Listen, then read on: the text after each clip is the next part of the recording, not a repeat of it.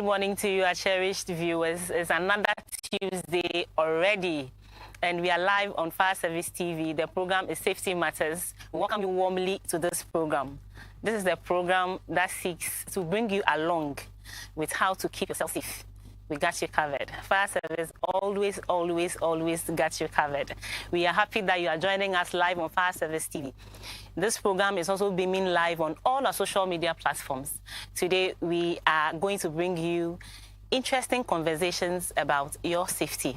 So don't go anywhere. Do stick and stay with us. We shall be right back.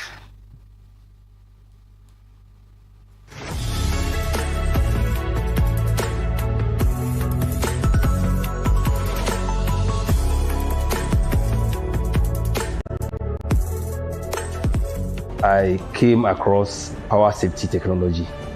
So I introduced that into our residents, who are more than 4,000. And over the period, they have testified how power safety technology have saved them when the need arises.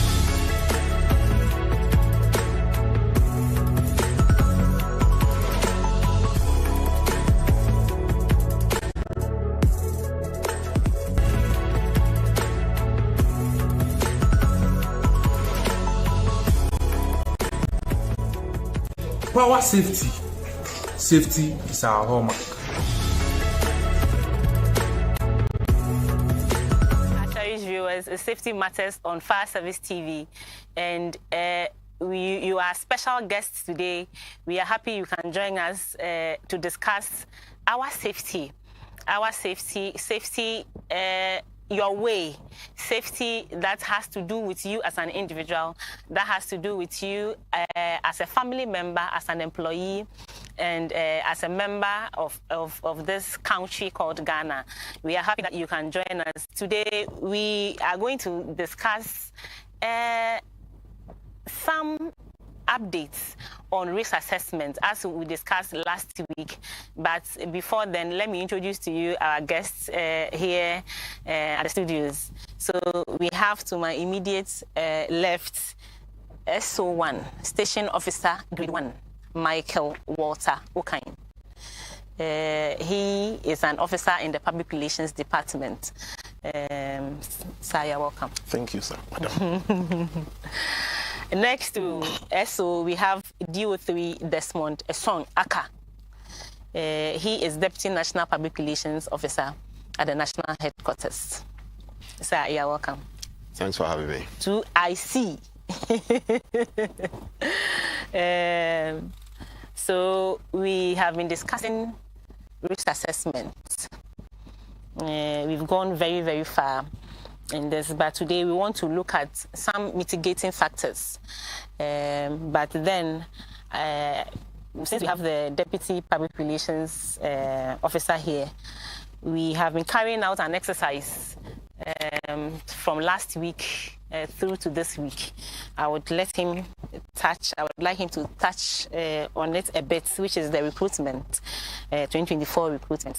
Can you please, I know you've been giving us updates, but today we have the opportunity of you being with us at the studio once again. Kindly give us an update. How is it going? All right.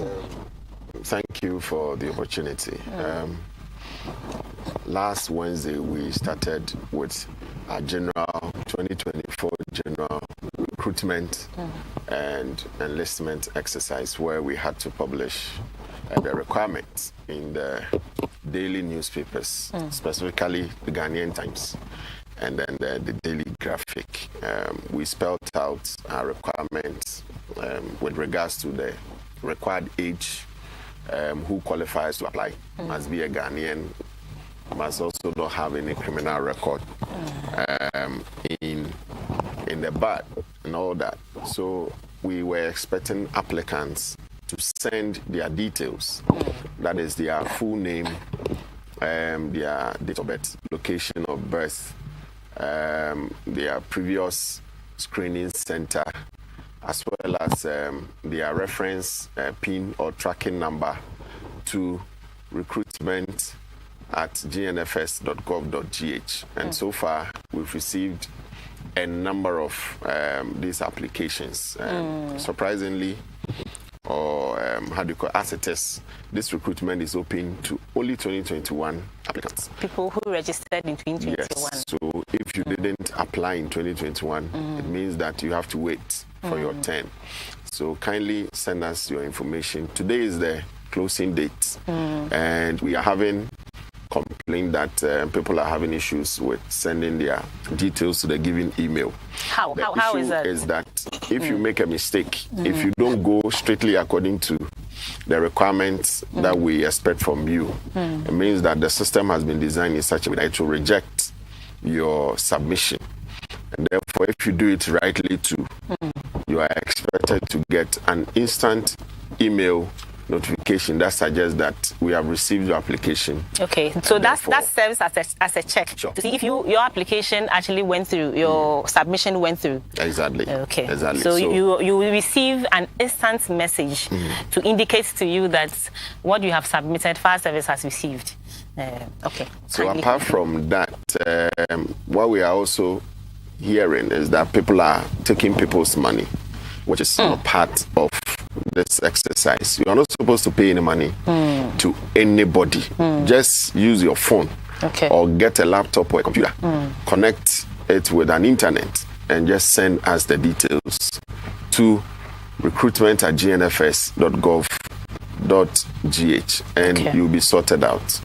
So after today, that window of opportunity will be closed. So today is a deadline. Today is the deadline. So if you have not submitted your details, please do so. Do it rightly and send it to only recruitment@gnfs.gov.gh, and you'll be sorted out. Very well. So how has the response been so far? Since sometimes some people they applied, they didn't receive positive feedbacks, and so they're likely to throw these things away. How has it been? Are we getting people to subscribe? Oh yes. So far, as of yesterday, we've gotten over 20,000 people submitting their details. So by close of day, we should get more people doing so. So it's an encouraging feedback we are getting. Refreshing. So please don't sit out there and then think that this is a scam. Just do what we've asked you, and who knows, if you qualify, why not? You will be picked. Yeah. Also, yes, madam. These are job people like it too. Yes, indeed. I bet they are the very people who chastise us when they are out there. I'm even surprised with the figures and the numbers they are mentioning. Pardon my viewers. You see, sometimes let me just quote unquote is ignorance of some of the things. People just hear things out there and they take it as the truth, But gradually, we are hoping that people will begin to understand this noble profession. In fact, the numbers are even encouraging. Yes, fire service or the job that we do as fire officers is a very noble one.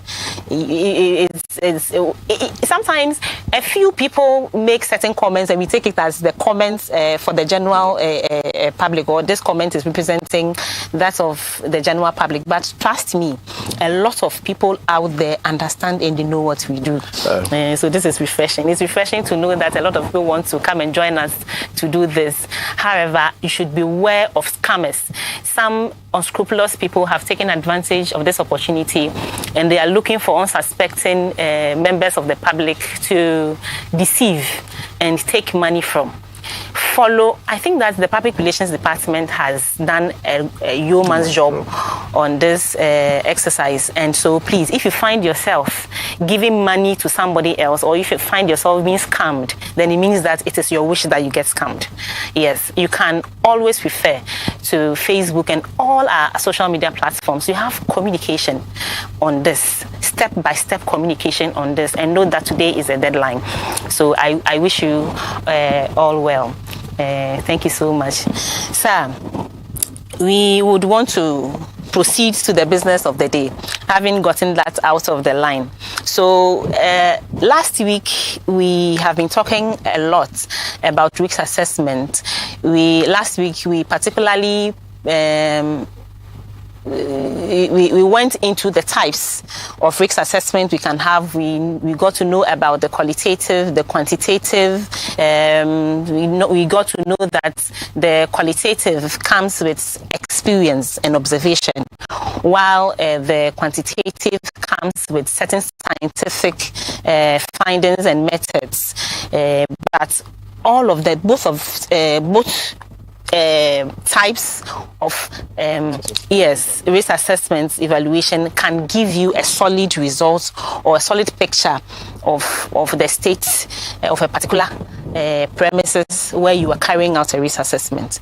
Yes, we've spoken a lot about this. We try to even enter into our homes, schools, factories, and see what kind of things that we might be looking for, or a professional person who is carrying out the risk assessment might be looking for in such places.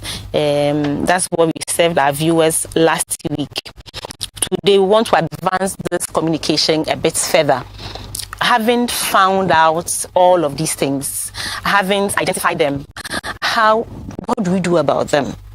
In other words, I'm talking about what measures do we put in place to ensure that these risks that we might come by way of our risk assessment do not occur. How do we mitigate these risks? So my first question would be to SO1 Walter. So when we find out about ignition sources, for instance, as part of our risk assessment, as possible causes of fire outbreaks, what do we do? And I would expect you to take a scenario, say home, factory, institutions, and tell me things you do in order to mitigate this risk of ignition sources. All right, thank you. And let me take the opportunity to greet your cherished viewers. Once again, we are here to digest some of these things so that you understand. Yes, when they talk about ignition sources, one would ask, what are these ignition sources? They are sources that produce or radiate heat.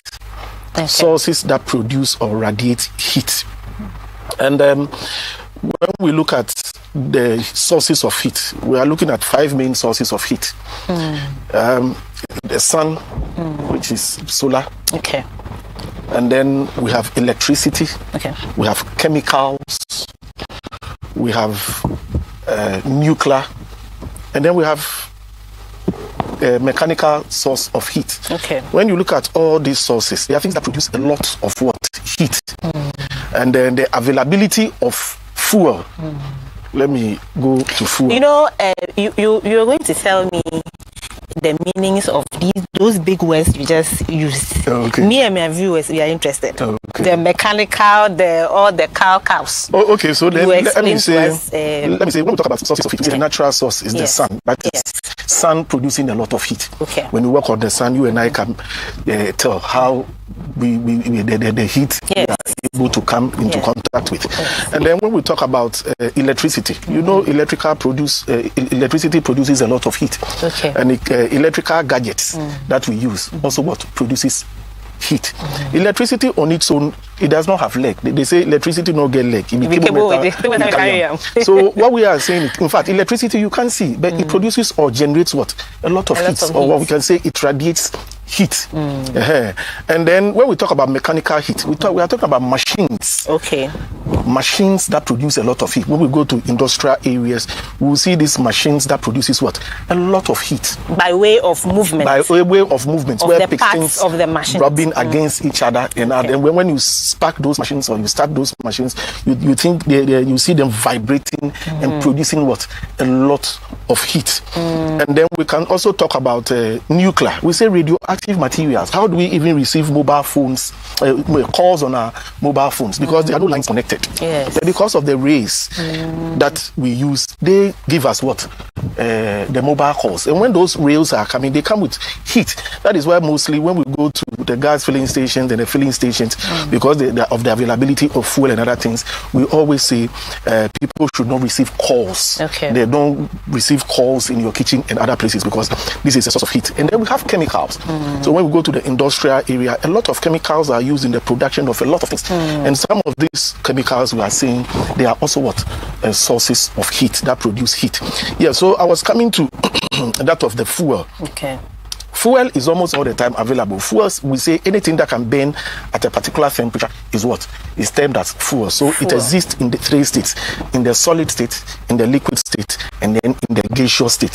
So these are fuels that we have at our premises. When you go to our homes, we have fuels, we have our clothes, we have so many things there. If it's the industry, we have machines, we have so many things that generate. Even the laptops and other things that are used are all what?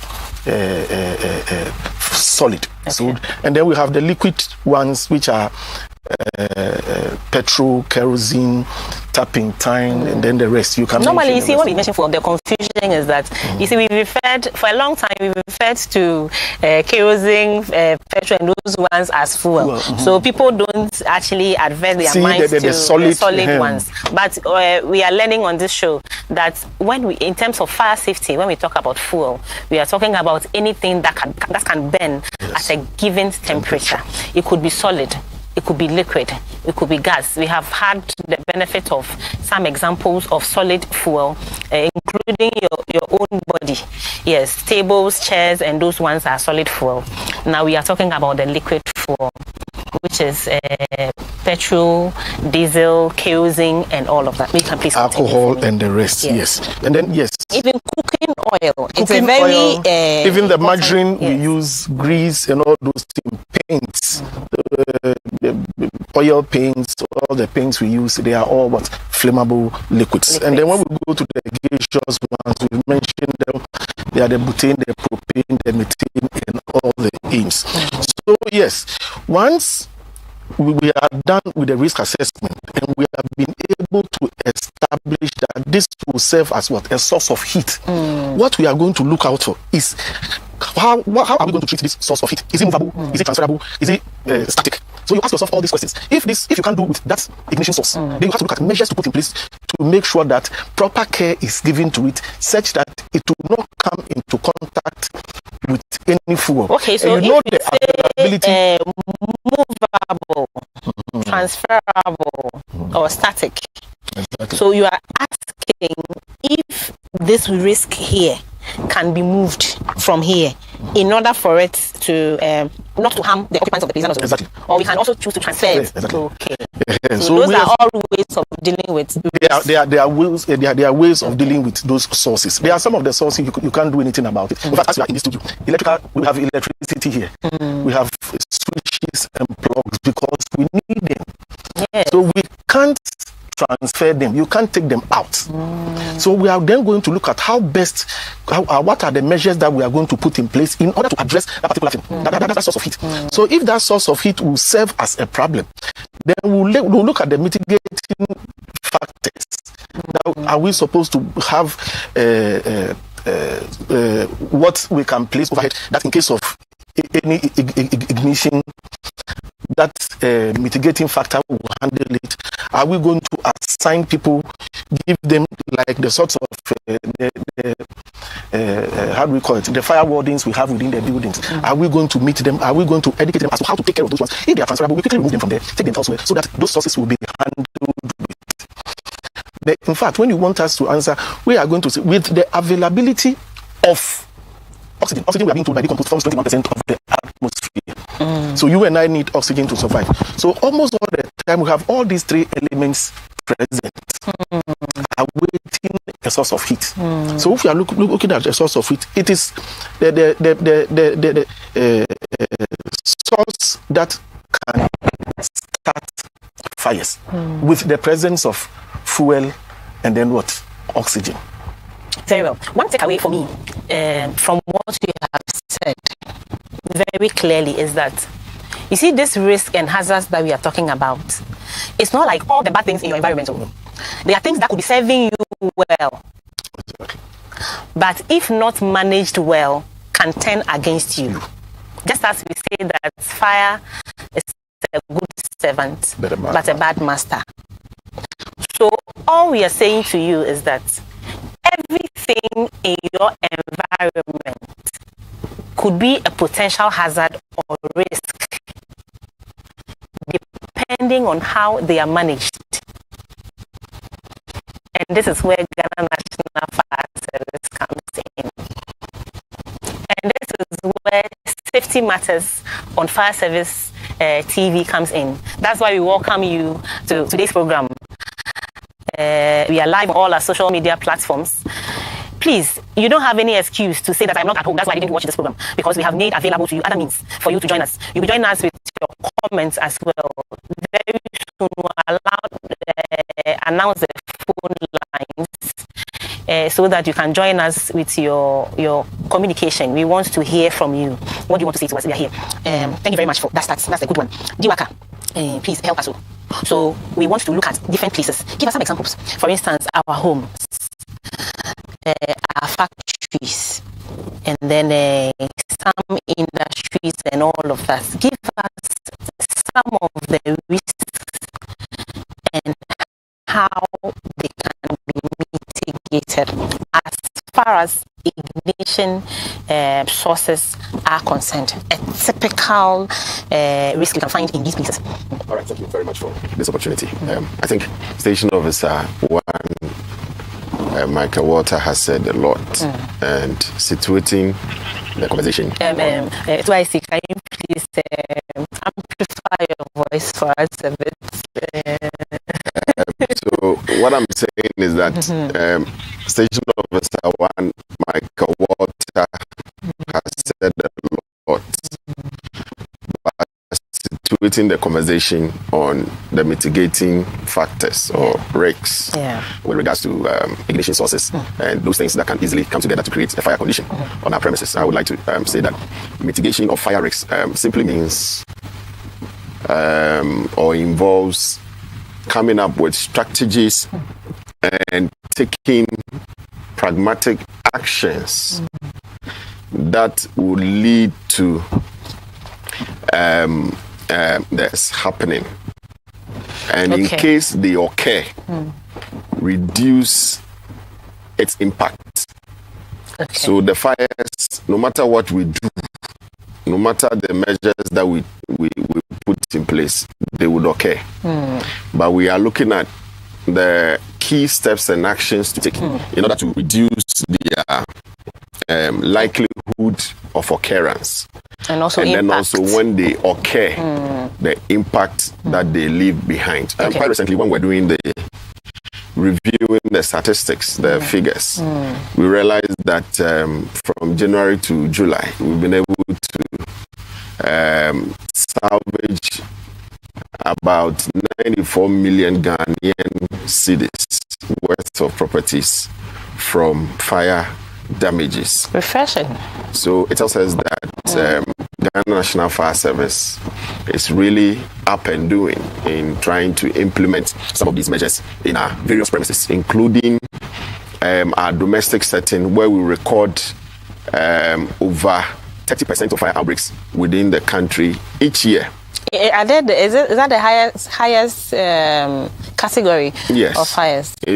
Domestic fires. If you check the different premises that we experience a lot of fires, our biggest challenge is our domestic setting.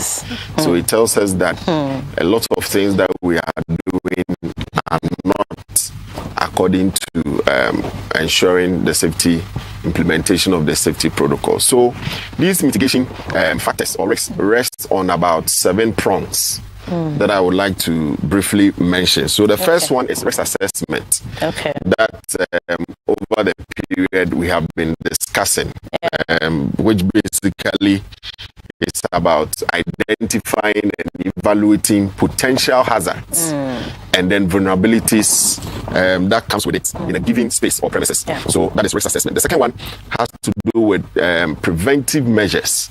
That is implementing safety protocols in a setting to ensure that the fires do not occur. And even if they occur, as already mentioned, the impact is very much reduced. So by way of implementing the safety protocols, you are looking at proper maintenance of heating devices or equipment that can easily generate heat. Already, Station Officer Walter has given us some sources of heat.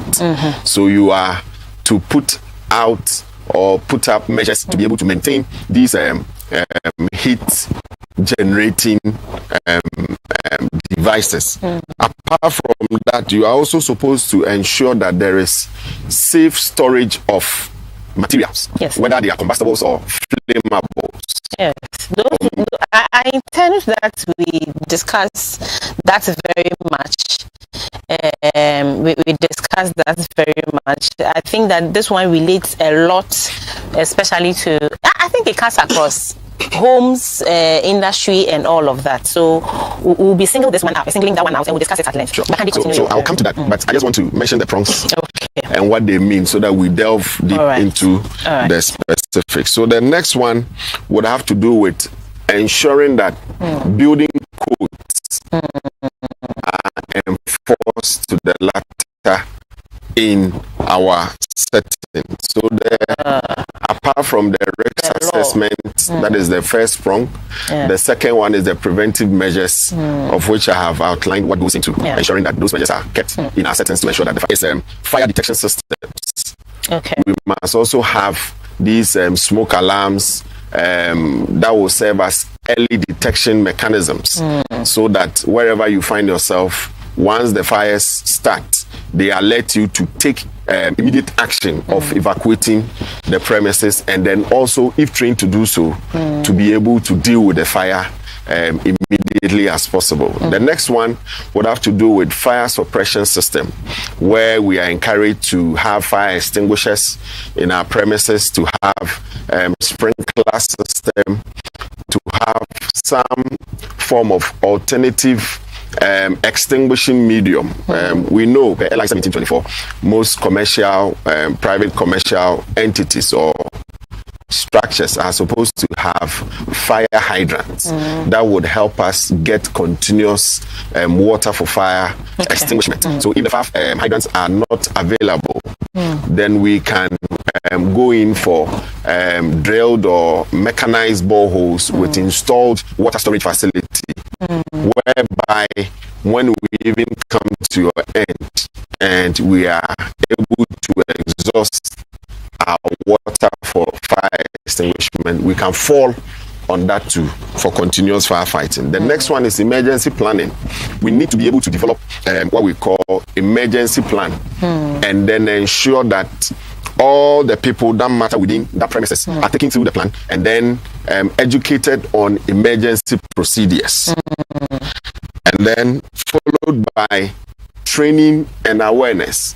People cannot work in an environment whereby they will not be given training on the use of fire extinguishers, even how to identify hazards, and then to quickly put up mitigating measures. And apart from that, the last one has to do with regular inspection and maintenance of these safety devices and then equipment that we work with within the workspace. So coming back to your question, that I should be able to give specific ignition sources. That's for a second. We'll go for this quick commercial break. Viewers, we've been discussing safety assessment, and we just started with a few measures to mitigate these measures that we have outlined. We are just about to go into the nitty-gritties of it. Let's go for this quick commercial break. We'll be right back.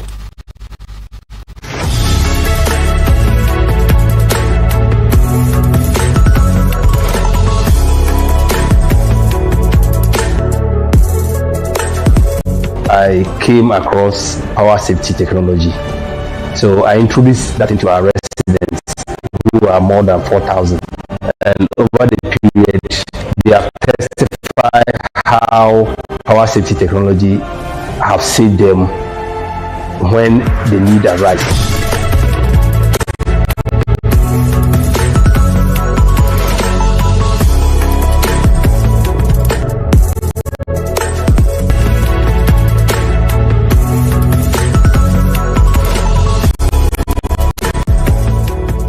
Power safety.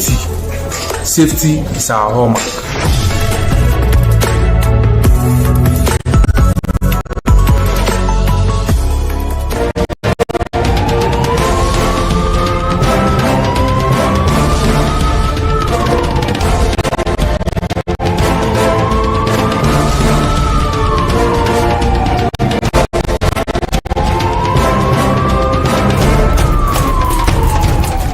Yeah, welcome back, viewers.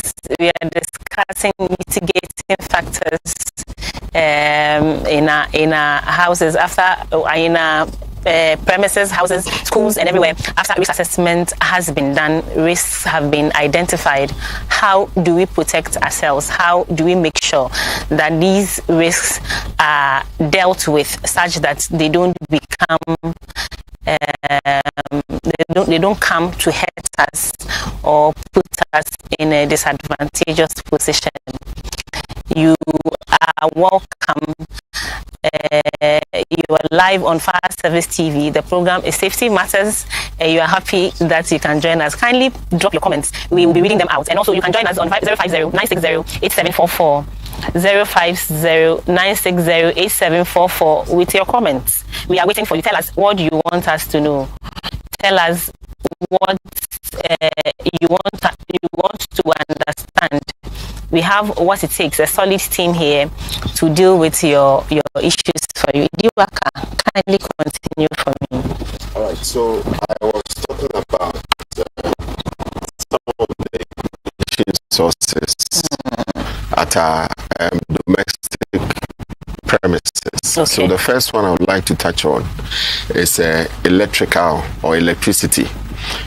We all know that for us to kind of enjoy our homes, we use electrical appliances to do a lot of heating, to enjoy news and to watch TV and what have you. And it behoves on us to kind of use quality electrical devices. Okay. I remember the set of electrical appliances that I'm using, TV, fridge, ghetto blasters, blenders, what have you. I bought them like a set, a complete set, brand new. And I've been able to use it for over 10 years now. And they are not giving me any issues. What it means is that once you are able to, or you use these quality appliances, brand new, energy efficient appliances, they hardly give you issues, they hardly give you faults that will call in for people to come and service. We shall have an example or a video of a burning electrical appliance for this explanation that we are having from you. Kindly continue. So if you go in for this substandard or already used electrical appliances, there we have because their energy levels are down, they are no longer efficient, and therefore with the slightest issue they generate a lot of heat and fires could occur. If you watch what is showing on your screen, like a fan, I mean, this thing has been working for who knows, and then it got overheated, and look at it. If you even check the position, it tells you that there is an issue with it, and then once the fire started, it led to the spread of it because of the amount of fuel that surrounded it. So we advise that when you are using these electrical devices, it is important when you are not using them, you switch them off. If you check the fan, it could be that the fan was not even in use, it was even put off. But as it may be, there could be a power outage, the plug was in its receptacle, it was on position, and therefore when power is taken out and it's also coming, it comes with a bit of high voltage, and if the fan is in a faulty condition, fires could occur as seen in your shot. Is that why we are advised, often when we are having this fire safety education, we are advised to, after cut off on you put off the plug, you unplug it. Exactly. So if you don't do that, there is something we call residual power. Okay. Once it is affixed in its receptacle and it is on, Okay. there is still power in there. So if there is a faulty, it becomes faulty, or the fuse in the socket becomes faulty at any passage of any spike or voltage, high voltage, it could lead to these fires occurring. So we are advising that we have to be careful with our electrical devices. We should have one, and then we ensure that our appliances are used based on their ratings. For instance, if you have an extension cord or board in your room and it is rated to, let's say, to kind of take about 13 amps or let's say 5 amps, which will give you a power rating of about, let's say, 100 wattage, and then you go and put a rice cooker whose wattage is about 2000 watts on this 10 amperage, let's say, extension cord. The moment you put it in, because the amount of power it is drawing exceed what it can produce, there is going to be excessive heat generation within the circuitry of the extension board, and that could easily lead to overheating. And so that is why we advise that we shouldn't overlook extension cord. So it generates 5 amperage to give you about 100 wattage or even less. It's going to create problems. So please, when you are buying some of these things, you should be mindful of what you are going to use them for, so that you can plug in the right appliances in order not to create the fire condition. I remember in 2014, somewhere in Kumasi, we went for a fire involving 7-bedroom. What happened was that a 7-year-old school kid came back from school and wanted to plug in their television set. The mother was busy cooking and preparing dinner for the husband and all that. And the boy wanted to get some money to go and buy some gari to come and prepare some small gari soakings. And the boy's struggle was struggling to put on the TV. Called on the mother, mommy, I'm unable to put on the TV to enjoy my television for the young king. She couldn't. And then, not knowing, the boy slotted in the plug of the heater they use in the morning to prepare their hot beverage. And by so doing, by the time the mother gave money to the boy to go and buy his small chop, before he came back, the whole room was engulfed in smoke and fire erupted. By the time fire service was called and we got to the scene, the 7-bedroom house had been raised like this. So we are advising that we have to be careful. A bit more attention a lot more care to our kids, so that when they are utilizing these electrical equipment, we are there to supervise. The next one. Before you move on to the next one, let me chip in this. You see, electrical appliances and gadgets are sold on the market. The kind of how do I even know? How do I even know, if I'm not a professional, that this amount of voltage of an appliance or wattage of an appliance will not be okay for this particular extension I am using? That's the difficulty. It's a big challenge. How do we solve that? All right. I think there are regulation or regulators in this field.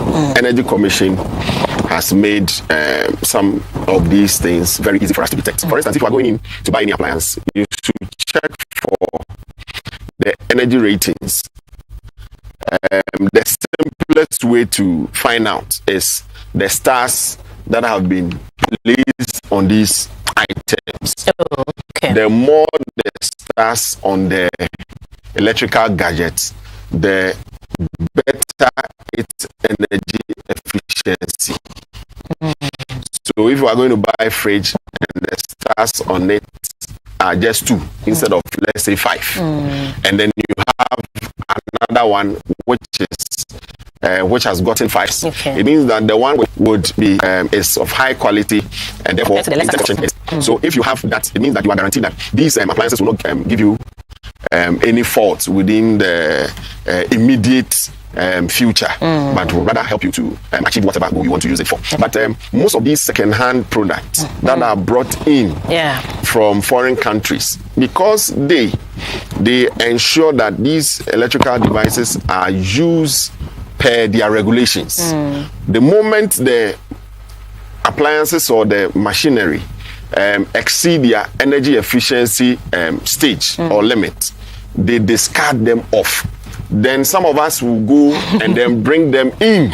We see them as still new. Yes. And say that is rather making us pay a lot more electricity. So those of us who are using second-hand products as against the new ones, we are paying more in terms of electricity than if we were supposed to have gone in for a Robin the new Peter ones. to pay Paul situation. Yes, you buy it cheap, but the long run, the cost benefit analysis indicates that you'll be paying more electricity than going for a new one. The new ones are quite expensive, but it saves you a lot more money in the let's say the short to medium term or even to the long term.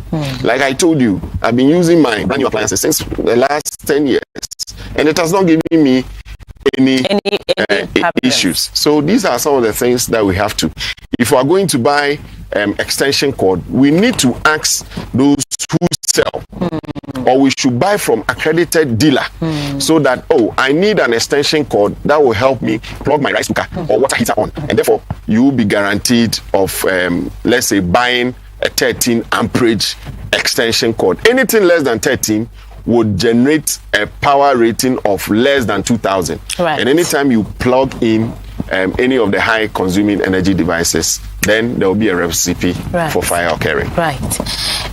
Thank you very much for that detailed one. S.O. Walter, when it comes to handling of appliances, electrical appliances to be precise, one of the issues that we have had over the years as a service or as members of the public as well is dealing with faulty appliances. When the appliances are faulty, we have all turned ourselves into mechanics. Not mechanics. We've turned ourselves into experts of repair, repairers in our homes. We have a screwdriver, a small screwdriver somewhere. We have other tools, and we think that we can work on them.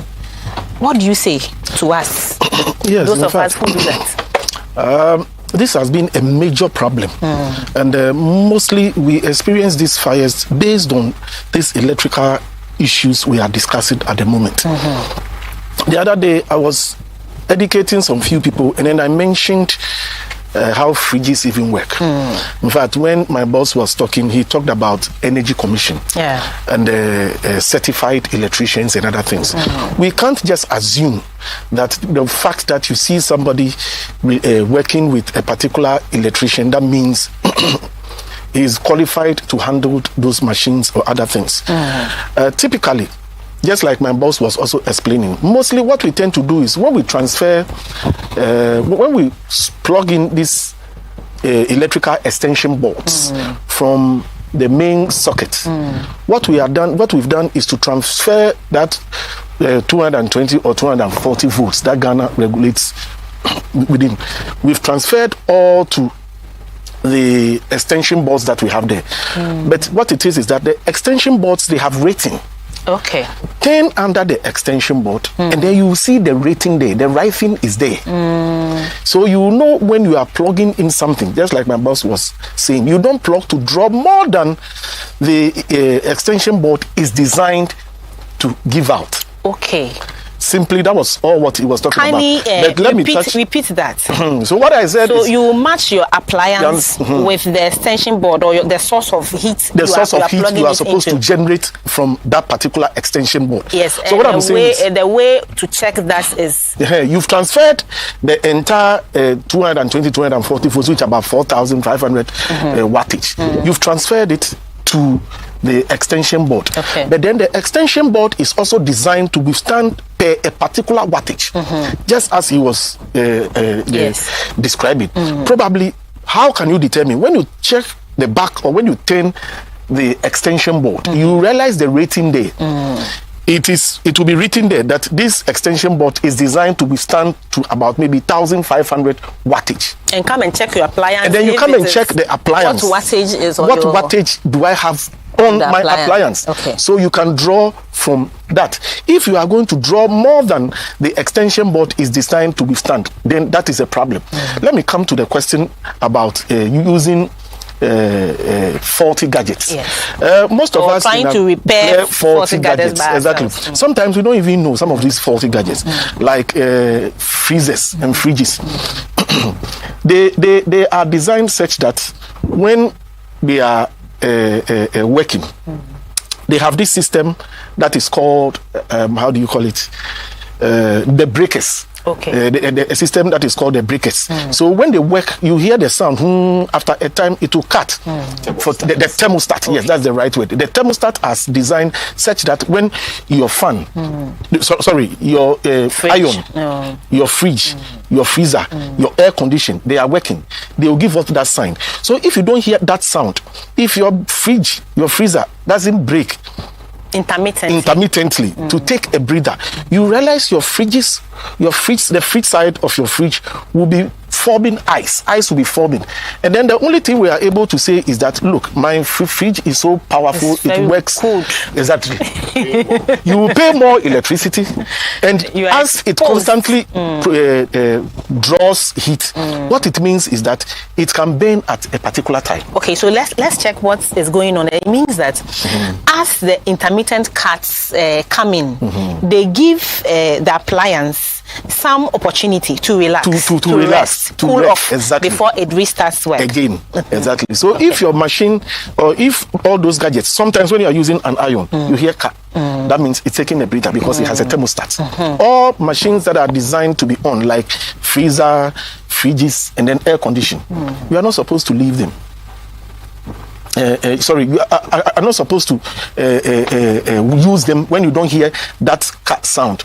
Bring in a qualified or a certified electrician to come and work on it. Mostly, some of these small gadgets that we use, we saw somebody change a component of it, and then instead of taking it to the repairer, because the repairer knows the fuse rating that they normally use, but we also go to the market without checking those fuse rating. We go out there, get those fuses, come and put them on our laptops, on our televisions. They'll work for a while, but sometimes they blow up. And those are some of the things that normally happens when we are using most of these, or we are trying to repair most of these gadgets. All right. Thank you so much. Dio, these days when you go onto the net, you see people trying to teach you how to do these things yourself. They will tell you that if your mechanic won't tell you because you can do this yourself, but they won't tell you because of they want to take your money. Your electrician won't tell you this, but I am telling you this. How serious should we take those things?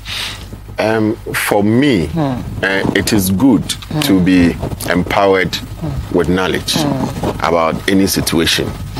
But if you are not an expert in that area, I wouldn't advise that you try out some of those do it for yourself kind of information that is put out there. Electrical appliances were designed by the manufacturer, and therefore, per the manuals that are accompanying such devices, it tells you that in case of any malfunctioning, contact competent, qualified person, authorized dealer, or person to be able to fix it or replace a part for you. Why don't we go to such persons or individuals to be able to help us put our faulty gadgets in good position or good condition for us. In Ghana here, we know that Energy Commission constantly, periodically trains and certify qualified individuals to become competent or certified electricians and contractors in our country. And such people are in pole position to help us to do our electrical installations, to work on our electrical devices and all that. There are also other professionals that are being trained and then churned out by our vocational and technical institutions that have also gone through the training, and they have the experience and the expertise to be able to help us. So once our devices, our appliances are faulty, the best way and the right thing to do is to look for those ones. They are certified. So you can ask them for a proof of their certification, so that based on that, you hand over your faulty gadgets to them for them to handle them efficiently and professionally for you, so that the risks of fire, the risks of overheating, the risks of the electrical device not even creating shock or electrocuting you in the process is curtailed or minimized, so that you can continue to use the device for whatever purpose they are intended for. And then also another heat source or ignition source that we can identify in our homes is in our kitchen, and especially from cooking. We know that the powerhouse of every home is the kitchen. So if you are a man or an individual and you don't like visiting the kitchen, it means you are doing yourself. Your very survival is even threatened. Is that so? Yes. So for me, we have to be particular about our cooking devices. Okay. Our LPG stoves, our electrical stoves and cylinders. You know, they go hand in hand. Yeah. So the electrical stove, we need to plug them in a receptacle or a socket. Okay. And in kitchen, where we are supposed to use these fridges, freezers, electrical stoves, blenders, rice cookers and all that, the ratings on the socket must be really checked. You can't just go and use 2.5 cables. Just as we've been taught. Yes. We've been taught to how do to use the socket, or to let the electrician fix the socket for you. It must go higher. Okay. Either you use the 4mm or even the 6mm to do those sockets for those high energy consuming devices in your kitchen. Okay. So that when you plug them in for whatever purpose, they wouldn't generate excessive heat. Right. And then apart from that, you are to take good care of your gas stoves. You know, when we cook and sometimes the food let's say overflows, maybe you are cooking some cassava and what have you, they tend to clog the openings around the gas burners. And those things with time cause your gas cylinders to give or to work harder to produce the heat that we see. Always when we light up our gas cylinders or stoves, we should be able to see the blue flamed color. Once we are seeing a deviation from that, it tells us that our gas red and how do you call it is working so hard, or it is you are going to spend more on your gas. So it behoves on us that periodically we check on our burners, we clean the clogs or the things, the food particles, the oils and what have you, so that the spaces would be made available, so that at any point in time there will be even mixture of oxygen and these gas, so that when you light up your gas, it will give you the effective blue. And then also the kitchen, we must ensure that lighters, matches, and those things like mosquito coils and those things are kept under lock, so that our kids will not have access to them. You know, the kitchen too, because of the high risk nature of the place, we need to get a door Okay. To the kitchen, so that our young ones, the toddlers, who are already trying to find their feet to walk and all that, and they are curious, will not have access to those ignition sources to play with to create the fire conditions. Right. Thank you so much for that one. Also, we don't have much time. I am enjoying this program. Unfortunately, we are getting closer. But I would like you to add candles. Yes. Candles have been one source of problem for the Ghana National Fire Service and members of the public. As I always say, as innocent as they may look, the kind of havoc they can cause, you can't think about it. Exactly. Kindly tell us about candles as sources of... Okay, so to touch on candles. Candles are very romantic things we normally use in our respective houses. Those of us who want to show love, yes, exactly. You know the candlelight candles, dinner, we have the candlelight and all of dinners that. And that. And you know, even now we have candles that Why are is Niwaka smiling so much? Celebrations. Oh, yeah. What have you? You have the experience, anyways. Oh yes, but you are the recently. That's not the thing.